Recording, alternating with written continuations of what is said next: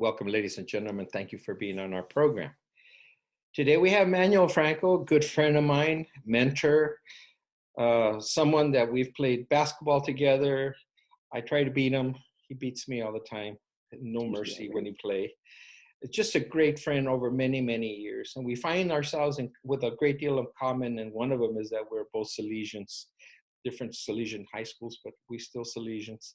And we've been taking on the issue of the whole concept of the impact, the emotional impact of the pandemic on people.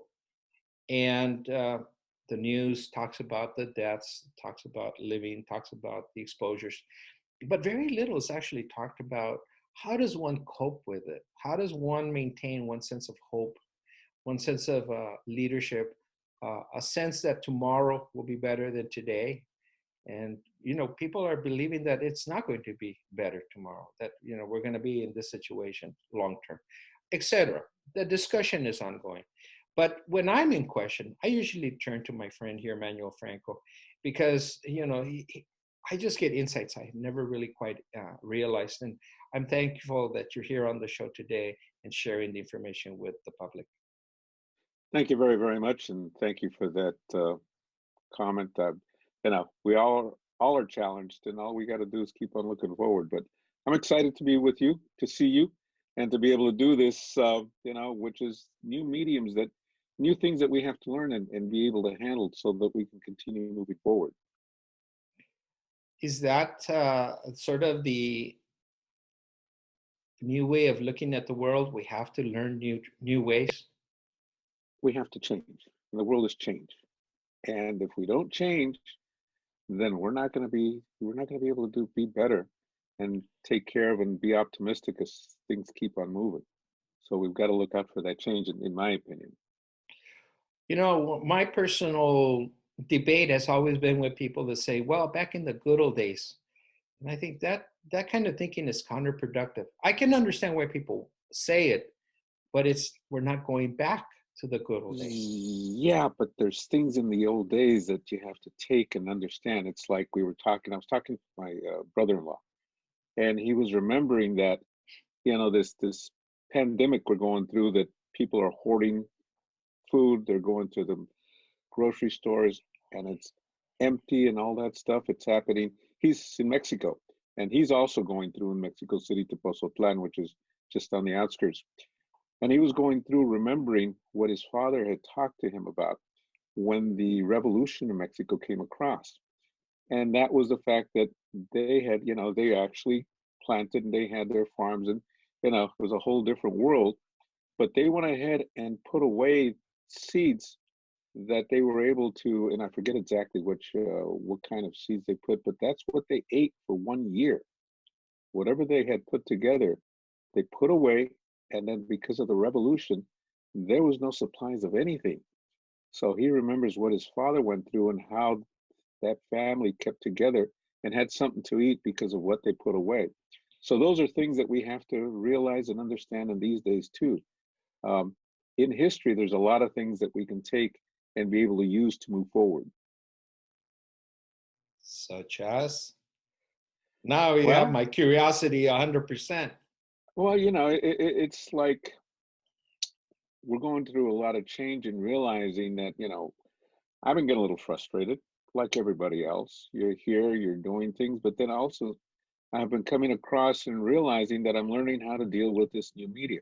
This new media is just electronic, but when you really take a look at it, it's based on a lot of graphic design, not a lot of basics of what you're doing with an image on a screen. So you take that information that I learned in college and in my training as a graphic designer and in advertising in the media, and you just put it, and it's supposed to be on a screen instead of on paper. So those are things that I'm bringing back and just repurposing to what I need. So you're learning media. You're using Exactly. Instead of being in the office and being able to have somebody, put it up for you and all that. Now you're at a distance where you don't have those conveniences anymore. Exactly. But we've got new tools that we have to use to be able to accomplish the same thing. and I'm used to ink on paper. Now I've got to come around and realize how you can take that ink on paper and put it on a screen to where it communicates with the audience that you're working with. And it's How, possible. how do you feel? How do you feel about the idea here using this medium, especially at our age group, if you will? You know, if we start talking about 10-year-olds, that's a whole different ballgame. But for people my age, your age, where we're using this new medium and it's no longer a private conversation, or it can be both ways. This is going to be a worldwide conversation available anywhere to anyone in the world. Purposely Correct. we made it that way, where a lot of people just talk privately. How do you feel? Do you feel comfortable knowing that conversations can be worldwide? Uh, it hasn't really bothered me, realizing that, you come across and you've got to be careful of what you say because it comes back to you. But that's always happened. And back in our days, we didn't realize it when it came back because you never heard about it. Here, it comes back real quickly, and then you know. So you've got to take that and then restructure yourself or rethink yourself to make sure that you're on the right direction. So that's another area that this medium has a tremendous power on is that you can actually see your mistakes and correct them very quickly. Before you would make a mistake and you wouldn't hear it and then you'd do it over. You just continue doing it. And I'm talking about a lot of different things. But yeah, when you realize, and that's the other part that this time has also kind of helped because we have, I believe we all have a lot of time for ourselves and you think a lot.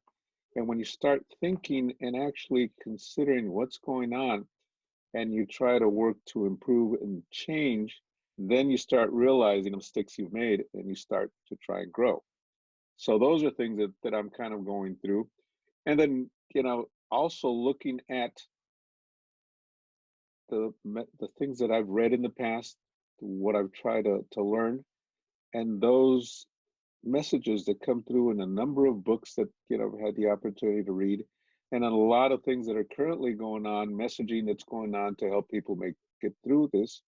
You realize that yes, there is hope, and there's as long as you're willing to change and move forward, it's there.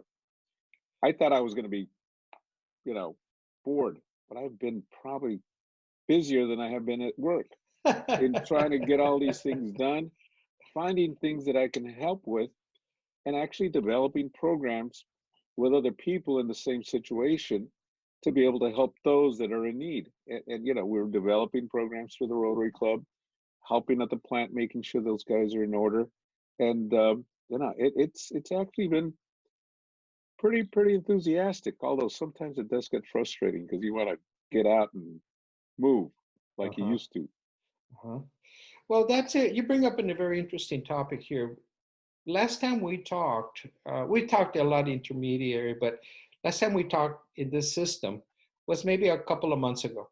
We were Right, just barely starting this whole idea of lockdown. Okay, we've been in it for at least, good conservatively more than a month now. Okay. right. How have you changed over this period of time? Um, Again, I believe because I mean I would have to ask Margarita, my wife, probably more and see how it changed. But I've been a lot more tolerant, I think. I've calmed myself down in a lot of areas to be able to pay attention. I was really surprised last night I was able to accomplish a lot of things that I had jotted down that I had to get done. 1 week didn't do it, 2 weeks didn't do it. Finally, I'm starting to get to change and getting them done. So part of it, I think, it's being accepting the situation and realizing that I have to change myself to work in that new realm, new media, and then keep on moving forward until I have the opportunity to go out. And once I go out, I'll have to take a look and see what I've learned to make the changes in moving forward. It's not going to be the same world. Not only, we may go back to doing a lot of the same activities we were doing before, but we're going to have this thing in the back of our minds thinking, well, what if? And that's part of the strength that we can get to make sure that we understand what we went through and how we have to adjust moving forward. So those experiences, those mistakes that we make, are taken care of and are resolved within ourselves, I think. Does that make any sense? I mean, sometimes I think I just talk too much. No, it makes a great deal of sense. As you were talking, I remember a sentence. It was in economics. This happened about maybe a month ago. There was a Q&A back and forth, and the discussion was, it says, what are the benefits that will come out of all this? And they said, well, let's look at economics. We have been living in a world where everything was easily attainable, everything was instant. And they called it low-laying fruit. They said, think of a tree that the branches are very low and it's easy to get everything you want. You go and pick a lemon, you go pick an orange, you go pick your food. It was all simple. It was all out there. All of a sudden, all that has been gone. It's been withdrawn from us, where we just can't walk into the supermarket. We got to stand in line. So in having lost these conveniences, I think we've had to go back to thinking again, learning patience again. Yeah. Understanding that just because we want to grab something, it doesn't mean it's going to be there. And appreciate that if it is there, oh my God, I'm glad I found toilet paper. I don't know where that went, but And I think our low-laying fruit access is no longer there. We have to go through slower systems, and we have to learn we have to go back to finding our inner self, that we can find calm in things that we don't understand what's going on very rapidly. How do you react to that? I agree very much. And I guess in my explanation, that's what I was trying to kind of come up with. Exactly. You're gaining new knowledge within yourself, as long as you listen to yourself. Because if you don't listen to yourself and you go out, some of the jokes that came out are, what's the first meeting I'm going to have to go to? Is it Weight Watchers or Alcoholic Anonymous? Because we're just eating too much or Both. drinking too much or both. Both. Both. So these are things that, So these are things we have to stay alert and be careful, because our health is such an important part of being able to get through all this. And especially with this, virus that's going around, our health has to be correct. And we can only do that by giving us the right nutritions to make sure it makes through. So that's another thing that I've been very, very conscious of, and going out, taking my walks, making sure I'm eating correctly, and whatever I have to do to make sure that I'm target. And I keep on weighing myself to make sure I'm not going out of range, so that I'm not going crazy. I like the way you worded that. Yeah, that's your political science side. I'm within a range. You didn't say about going up. You just said within this acceptable range, or whatever that is. I like that. I'm going to have to use that. Like, I'm within my range, whatever that means. That's good of you. That's good of you. You mentioned the idea of mental balance. How do you maintain a mental balance? Prayer. A lot of prayer. Okay. And it's basically meditation. You take time, you pray as you're going through and praying, you're thinking, and you're realizing that, you were put here for a reason. And you have to understand what that is and be able to grasp it and move forward with it and accept it. And if you're able to accept it and realize it, then you can actually start working on the things that you need to do to make sure that you're going to come out ahead on the other side of this. So that's why I've been enthused in helping with different projects that we're creating, and then making sure that they're staying alive and moving forward. So every day I check in, and whether it's a project or jobs that are going through the plant, or it's a project or jobs that are going through with the Rotary Club, or the high school that I deal with, just making sure that things are moving. And in that sense, I feel I'm moving also.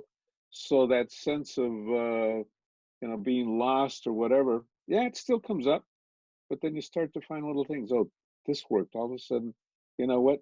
we did get all those supplies that we were asking for, and they were delivered to the hospital. That the client that I was looking for, he did come through, and he did get what we were expecting to get. You know, you feel frustrated because I'm working from home, right? I'm following I'm older than 65, and I've got a few medical issues that I've got, um, health issues, I should say, Yeah, that I mental. need Yeah, to, I was mental, gonna yeah, say, right. yeah, they're real long, Manuel. I hate to tell you that. But health issues that I have to be careful with. So consequently, but I still feel guilty. Shouldn't I? Should I be there with the guys at the plant that are going and working and putting their lives on the line to a certain extent because they're vulnerable, and making sure that the plant, the company I work for, is an essential provider to the federal government. So we do a lot of printing for the federal government. So we've got to be there, and these guys are there making sure that things are getting done and delivered. And then I'm here trying to make sure I support them. And to a certain, well, there's a certain guilt there, but I have to overcome that, making sure that those things are getting accomplished, and I'm being a little part in helping that get done. One of the reasons I love to talk to you is because you maintain a very broad network with people. Like you said, you have projects in the Rotary, projects at work, projects on your own, and you create new projects that I hear about, and I'm always excited about it.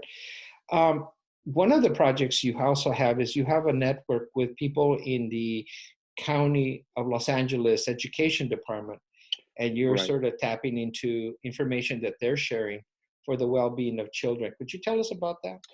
Well, we have Tanya El Hindi, who is a social worker and specialist in mental health care with the County of Los Angeles. She's with the County of Education, and she's assigned to Montebello High School. So I reached out to her on a couple of times. I handled meetings for the Rotary Club. I took on being president this year, and so I've invited her. She gave us a good talk at the club, and then just recently, going through all this anxiety challenge, I said, hey, can you give us a little talk on what you think needs to be worked on? And she did. She went through, gave us a quick 15-minute talk that seemed to help a lot of our members. If you go through and ask me what those details were, I was trying to pay attention that everything was working, that I don't remember all of them. But I did send out her PowerPoint, and it was very, very enlightening. She came through and gave 3 points that we need to work on, and they were very much in line to what we're talking about. Making sure that you take care of yourself. I believe that, listening to you and some other programs that I've done on mental health issues is that I don't think we deal a lot with mental health. And we're not saying we deal with it when something's wrong, but I think we need to deal with it as, okay, how do you strengthen your mental balance as well as you maintain your physical balance? Correct. And I think now we realize firsthand how important it is to place personal psychology, but at the same time, listen and learn new psychologies. They've always been out there, meditation, prayer, but do we really understand its power? And I think we're discovering that now. It's interesting, you go through, and especially during this time of pandemic, there's a lot of things that go out. A lot of people have different opinions. So consequently, what caused this? Is it the radio waves that are being emitted? Is it, all these different things? But it was interesting. One thing that within all that, they were saying that the devil is making sure that this is happening so that we cannot go to church and pray as a group, because that has a tremendous power when we're praying together. And that prayer, our energy is actually, you know, energy that sources and it emits to everybody around you. And that power goes up to God, and that they go through. And though I believe a lot of it, but you don't have to be together. You just your energy is so strong that it goes throughout. And there's been a number of books that you can read. The energy and the power of good is so strong that if we continue working on that, it's going to at least overcome our negative parts and make sure that we're feeling good.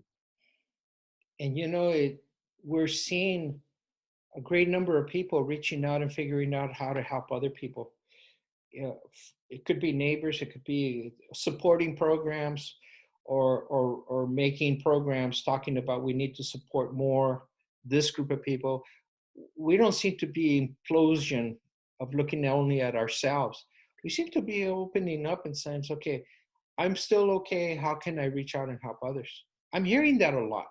And I It's realized I amazing. hadn't really stopped to acknowledge it. Yeah, it's amazing. I mean, like you said, I'm reaching out to the fire chief, the police chief, the city administrator, the guy that heads up the YMCA, a lot of people, the guys that head up the Department of Parks and Recreation. And you would be surprised all the projects right now. Food's coming in to a point that they're having to open up extra days to be able to give out food at the YMCA because the programs, the people are giving food. We're developing the program to support the hospitals with the first responders and the nurses and the doctors to make sure that they're supplied with comfort food with provisions so that they've got something while they're there and they don't have to go out. Since they can't go out, they've got it accessible. And it's coming in. I mean, the first day was yesterday on Monday, and we already have a reasonable amount of stuff that came in, and we're expecting a lot more this week. So people are responding. Those that are out there doing what they think they need to do. My next door neighbor, okay, he's retired. He's got to be cautious, but he is going out. He's working with a synagogue, realizing that they have a number of elderly people that need support. So he's out taking food to them, making sure that they're okay. Again, being cautious, staying away, but at least making sure that those houses, those people are doing well and reporting back to the synagogue to make sure that everything's moving okay with those, with their members that are elderly.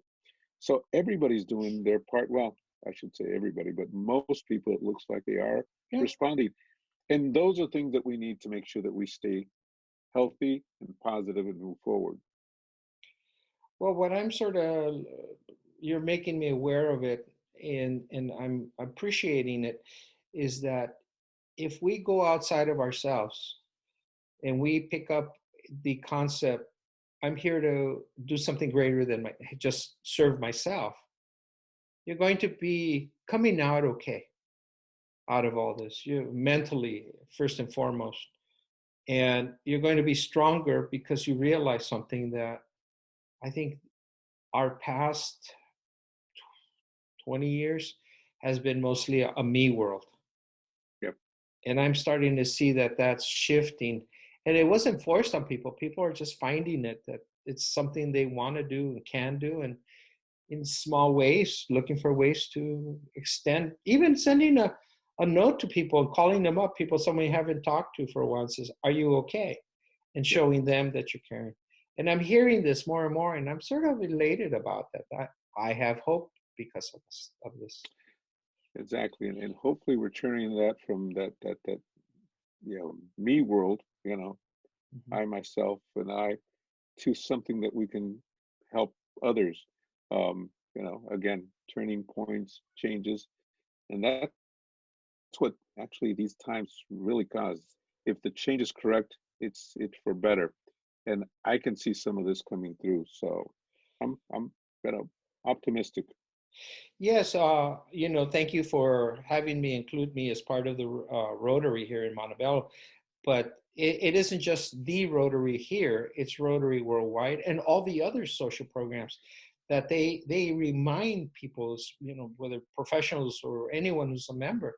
Okay, how are we going to help someone else? How are we going to reach out? What do we need to do? How do we have resources? It's just an ongoing process, and I hope that the youth and people in the middle join your organizations and continue to evolve in this way. I know that I've benefited tremendously from being around your organizations, being around you as well, because you have that mindset. What are we doing for someone else? And you've always reminded me of that. And the exciting thing is that I've reached out to the Lions and to the Seroptimus, and they've been extremely ecstatic in helping and participating, coming in, and we're all working together, and that's the whole thing. We're a community, we're a family extended, and we all have to make sure we're all going to make it through. I think we're benefiting from the fact that you have been building over the years, yourself and the club members of all the clubs, this idea of community. And I think because it's in place, it's able to be brought up to a higher level in these times of need. And one doesn't do it for that reason, but thank goodness it's there and it does work at these times. Yep. Manuel, I want to thank you. I need to let you go get back to work. Thank I'm you. retired, so hey. I have the leisure of going back and having more coffee and not worrying about it. No, Manuel, I want to thank you for being on the show. You've always, very gracious with your time, with your knowledge, and you're always, I walk away in this conversation feeling more hopeful. You brought up several topics about that, communities, a sense of something bigger than myself. And I think ultimately, if we focus on that and find ways of doing it and taking care of ourselves and our family, I think we come out mentally stronger from this. We don't allow the days to bend us, and we realize down the road there will be time to go back out into the world, but it will not be normal. Yep, very not true. The same also. Thank you, Manuel. I wish you a wonderful day, and I look forward to talking to you in the near future. Thank you for having this opportunity to talk, and I'm looking forward to do it again. Absolutely. Adios. You got Ladies it. and gentlemen, Thanks. I'm Armando F. Sanchez. You can contact me at afsanchez66@gmail.com. Again, we want to thank Manuel Franco, who talks to us from the understanding that here's a person who really does practice what he says. We have to work for the benefit of others. We take care of ourselves, family, and also our community. And I think if we all embrace that attitude and make it to a higher level, I think we will come out of this much, much stronger. Thank you, Manuel. Adios. Thank you.